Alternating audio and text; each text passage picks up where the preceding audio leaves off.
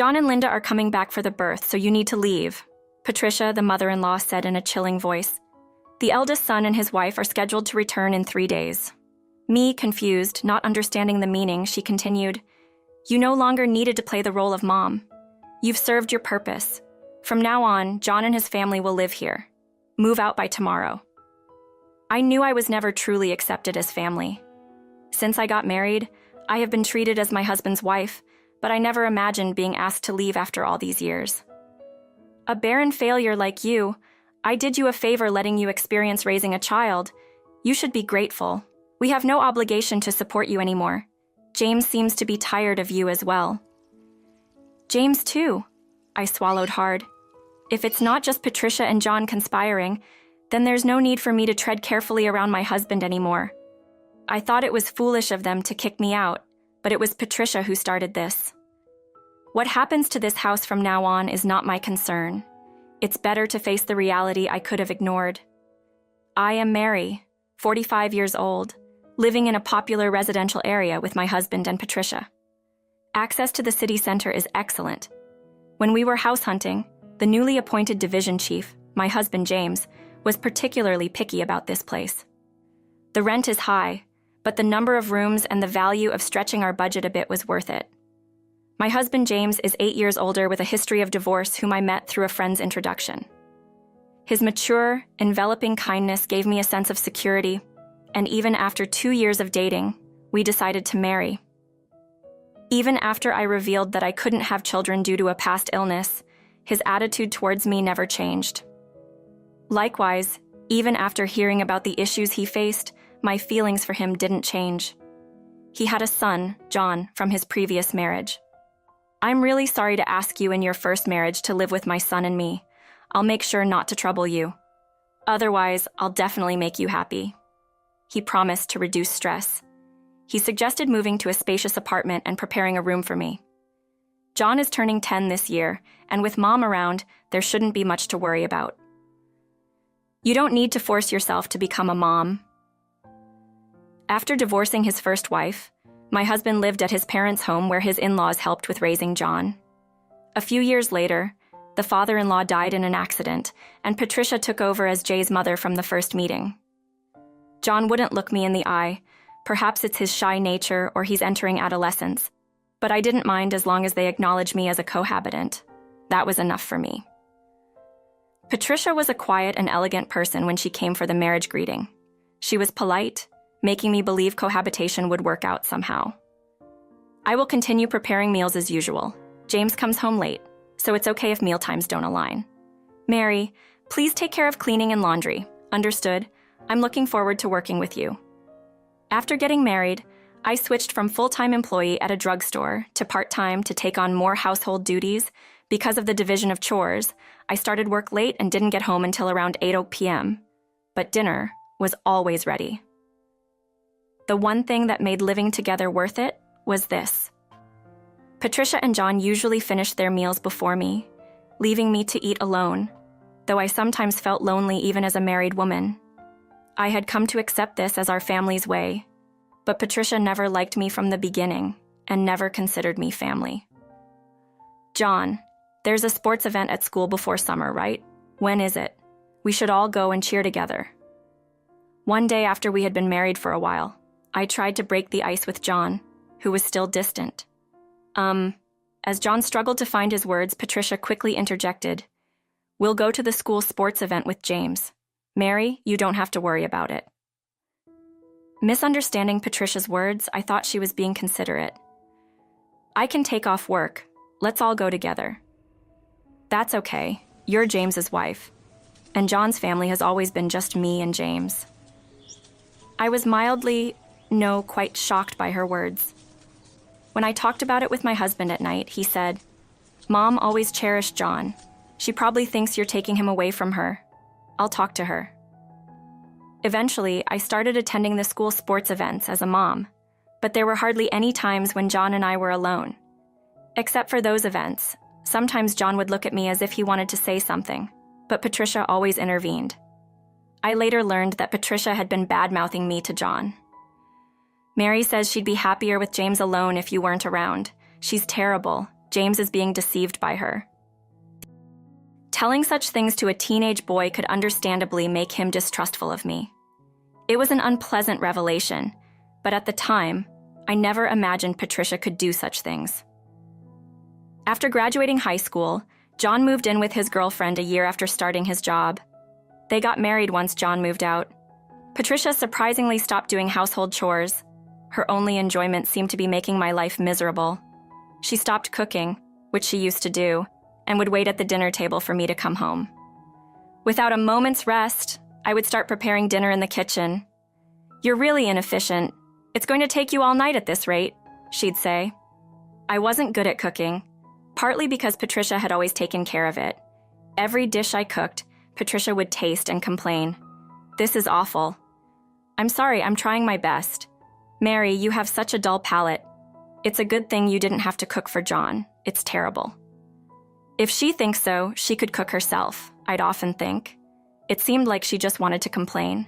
Not just about meals. She started complaining about everything, even cleaning and laundry, which she never used to mention. "Why are there so many wrinkles in the laundry? Vacuum every corner. You're really hopeless at everything. Didn't your parents teach you anything?" Patricia sighed while looking at me. I clenched my fists in frustration as she insulted my family. "I don't know how you managed to win John over, but I can't see how much charm in you as a woman."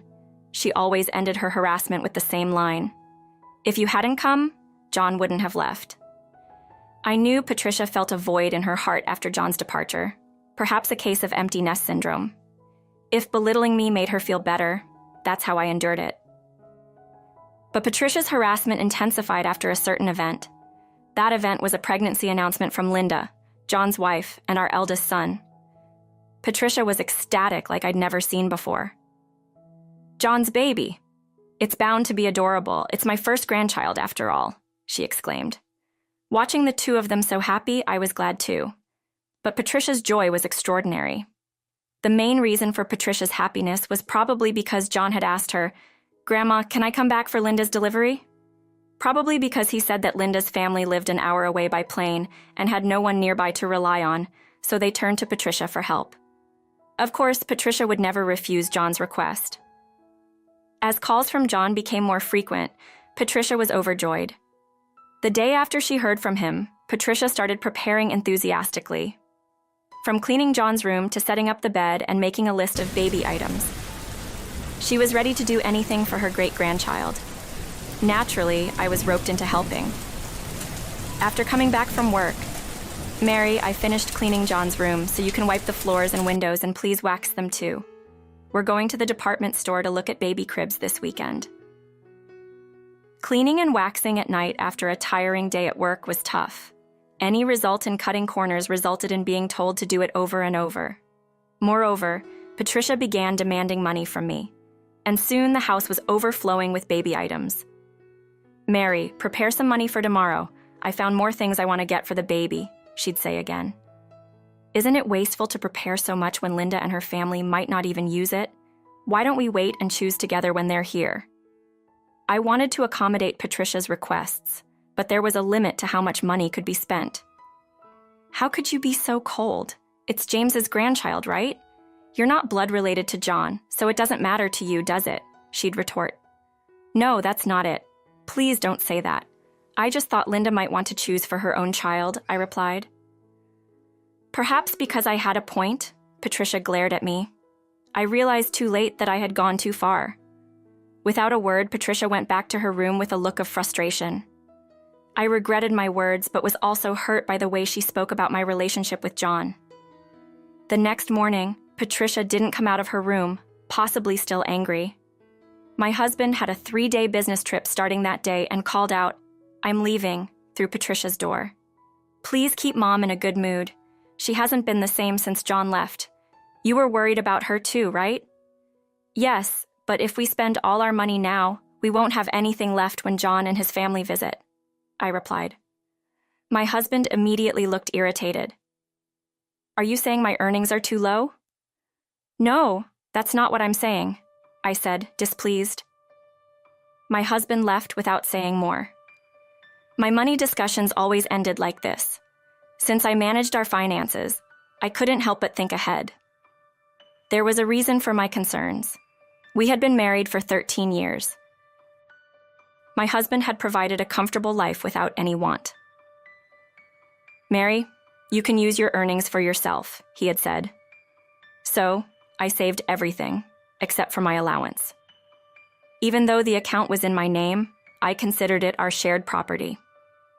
However, his company's performance had declined, and his salary had dropped to a third of what it was when we first married over the past 5 years. There was uncertainty about the future of the company, but he seemed unwilling to consider changing jobs. He probably didn't want to give up his position as a department head, especially in front of Patricia. Currently, I pay the rent, and he covers the living expenses. We kept this a secret from Patricia to protect my husband's pride. That day, I left work early to apologize to Patricia. When I got home, Patricia was already sitting at the dining table, waiting for me. "Patricia, I'm sorry I went too far yesterday," I said. Patricia didn't respond to my apology. Instead, she said something shocking. "John and Linda will be coming back for the birth, so you should leave," Patricia said in a cold voice. "Our eldest son and his wife are coming back in 3 days." Confused and bewildered, I heard her continue. "You're no longer needed as a mom. You served your purpose. John and his family will live here now. Leave by tomorrow." I had known since our marriage that I was not accepted as part of the family. I had been treated as my husband's wife, but I should have doubted my place when I heard John and Linda were returning for the birth. "You're a failure who can't have children. I let you experience motherhood. You should be grateful I don't have to support you anymore. Seems like James is tired of you too. Maybe he's getting along well with his new girlfriend by now," Patricia added. I swallowed hard. Could this really be happening? Lately, my relationship with my husband had indeed become distant. Was it a mistake to think not him? I realized that overnight business trips were something new in the past year. "I understand. I'll eat out tonight." I grabbed my bag, left the house, and walked aimlessly, trying to calm my agitated mind. As I walked, I tried calling my husband's mobile phone. Despite what Patricia said, I still wanted to talk to him, but he didn't answer. When I called his office, I was told he's off until the day after tomorrow. Patricia's words started to seem more believable. Was he really traveling with another woman? Bad thoughts overwhelmed me, and I started crying. While walking, I saw a bar in the downtown area that we used to frequent when we first moved here. It's still here, I thought. I entered the bar, thinking back. "Welcome." The bartender's expression clouded for a moment when our eyes met, then he smiled slightly. Perhaps he remembered me. "Master, it's been a while, about 8 years. I used to come here often with my husband," I said. "Yes, I remember," the bartender replied. I couldn't help but smile. At the same time, I felt a sense of relief.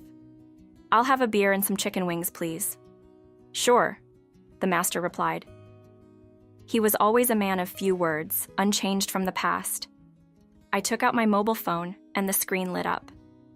It was a photo taken when John turned adult, all 3 of us together.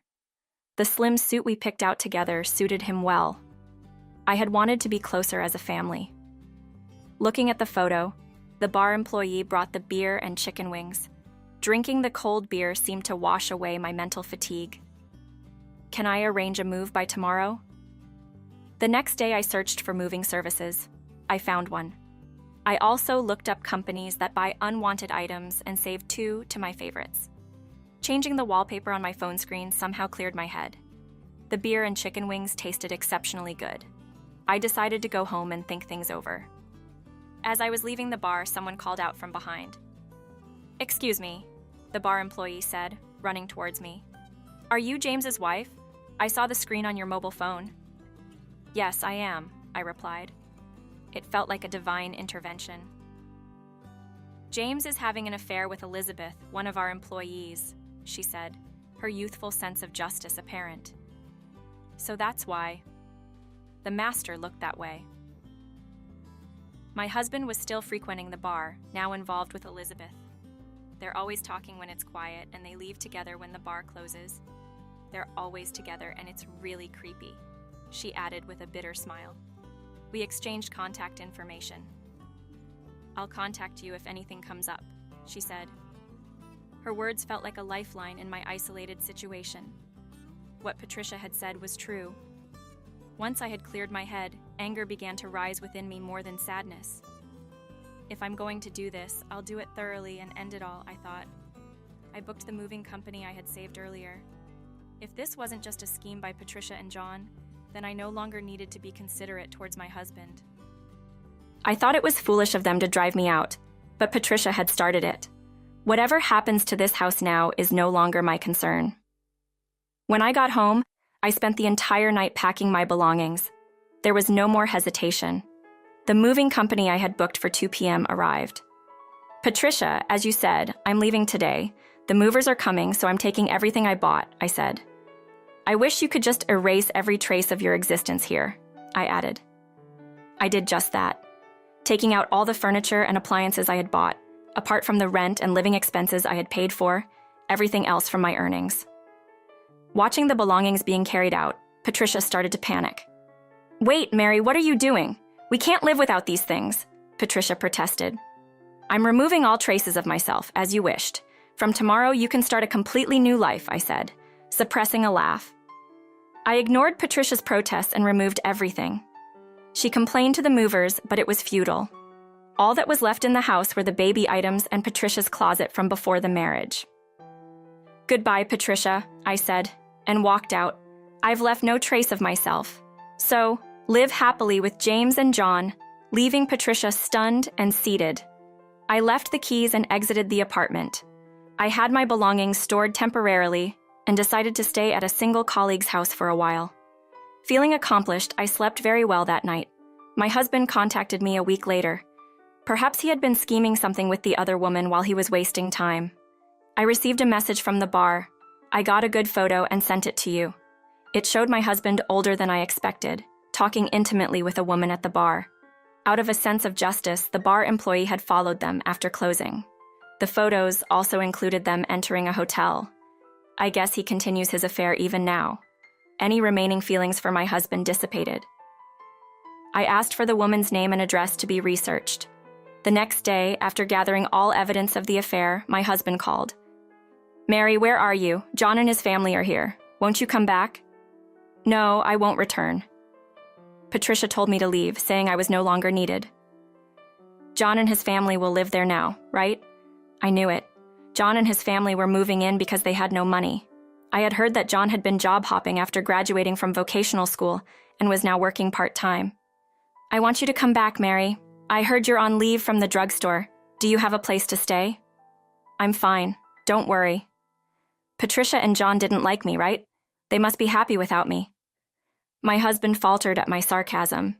He had known all along that Patricia and John didn't accept me as family, but had ignored it. "Well, I'll come back once I have some things to discuss for my future." It was time for the final act for my life ahead. My husband responded with a relieved "please" to my statement. Later, I returned to the house for the first time in a while. Inside, there were some new pieces of furniture and appliances. John and Linda, seated on the sofa, greeted me without getting up. As I sat down, Patricia glared at me menacingly from across the room. The atmosphere was tense. I decided to do what I needed to do and leave quickly. That's when John spoke. "Why did you come after taking everything from the house living off James?" "Comfortably," I sighed. "I took everything because I bought it. You wanted me to erase my presence, right? Just as you wished." "It's ridiculous. You're just a part-timer at a drugstore. You couldn't possibly have that much money." My husband still hadn't told Patricia everything, it seemed. When I looked at him, he started speaking as if resigned. "We've been combining our earnings for a while now." "Then the things you took should belong to both of you." I decided to speak up for my husband, who was at a loss for words. "James's company has been doing poorly, and his salary has dropped drastically, reduced. That's why I've been covering the shortfall for the past 5 years. Now I'm even paying the rent." Patricia stared at my husband, shocked. "Patricia, I'm not just any part-timer. The hourly rate for a pharmacist is quite good."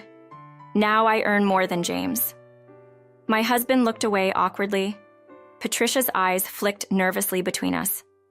John will have to pay the rent from now on. You're living here, right? You owe it to Grandma for all she's done for you. John looked at me, surprised. How much is the rent? $28,000. Good luck.